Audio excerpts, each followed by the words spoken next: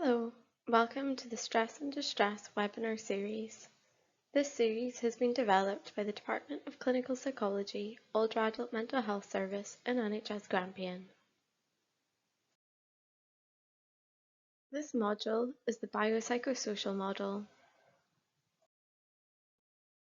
The Biopsychosocial Model is another useful way to help us to better understand the effects of living with dementia. It can also help us to understand the potential contributing factors of stress and distress in dementia. In the past, we often thought of health and well-being as being purely physical or biological. You may have heard this as being referred to as the medical model. But now we know health and well-being are much more wider and complex than that. Health and well-being includes biological, psychological or emotional factors, and our relationships or social and environmental factors.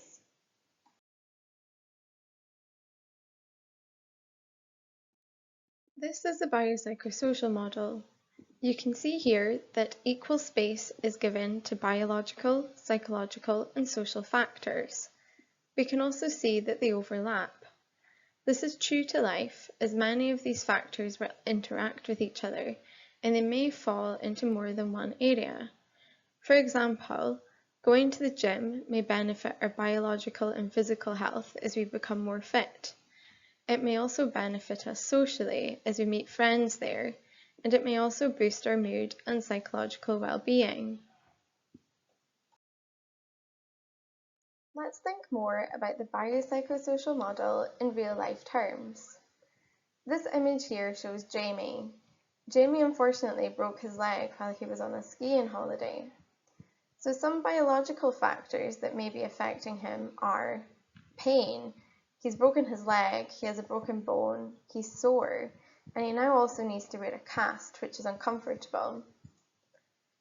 Jamie has also had some knock-on effects to his social and environmental factors, as he's unable to go skiing with his friends anymore, so he needs to stay in the hotel alone.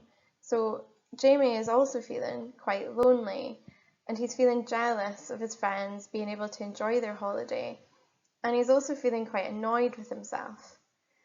So we can see from this example that although Jamie has a biological concern as he's broken a bone, we can see that there's an interaction of biological, psychological, and social and environmental factors that will be having an influence on Jamie's well-being. We can apply the same principles of the biopsychosocial model to someone living with dementia. The interaction of biological, psychological, and social factors will affect their overall well-being. Some of the common interacting factors we consider are listed on the slide here. Let's look at the biological factors first. We may consider that the person has dementia, which we know is a neurodegenerative condition, which will be affecting their brain functioning. We know that people are more likely to be in the older adult population if they're living with dementia too. So as they're aging, they may also be experiencing pain, or they may be more prone to infections such as UTI.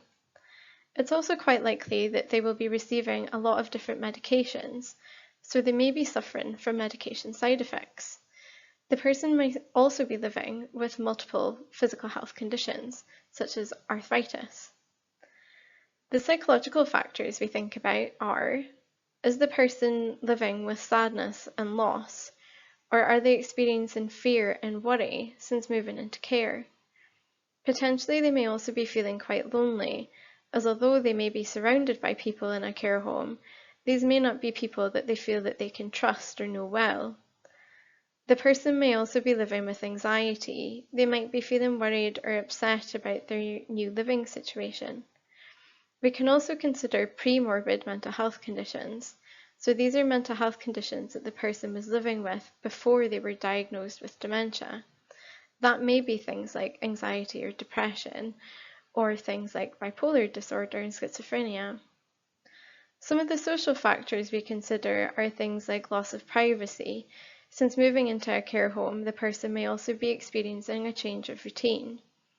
They may also be missing their friends, family, or pets, and it's quite likely that they'll be living with people that they do not know. Could you imagine moving from your home with your family to living somewhere surrounded by strangers and people who you don't know, and potentially people who you wouldn't choose to live with either? How would that make you feel? We've now thought about the biopsychosocial model and how it can help us to better understand dementia as a condition. But let's now explore how the biopsychosocial model can help us to also better understand stress and distress. I'll show some of the most common factors that contribute to stress and dementia. Some biological factors that we may consider are pain, constipation, infection, dehydration, or medication side effects. Biological factors are the most common reason for distress in people living with dementia. It's therefore important to rule out these reversible biological causes first, especially if their onset was sudden. Some of the psychological factors that we may consider are disinhibition, loneliness, low mood, worry or anxiety, hallucinations, and confusion. And some social or environmental factors that we consider are: is the environment too hot or too cold? Is it too loud or too quiet? How's the lighting in the area? Is it too bright or too dull? Is the person missing family, pets, or friends? Or are they misidentifying people such as the carers around them? The biopsychosocial model is helpful as it encourages us to consider which proactive strategies may be the best in preventing distress. Because the model covers multiple factors, biological, psychological, and social factors, this means that the proactive and preventative strategies we use can be much broader and more person-centered.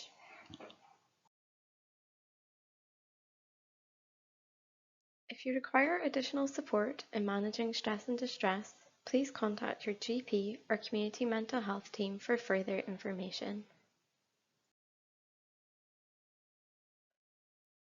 Thank you for listening. You've now completed the module An Introduction to the Biopsychosocial Model. Please move on to the next video.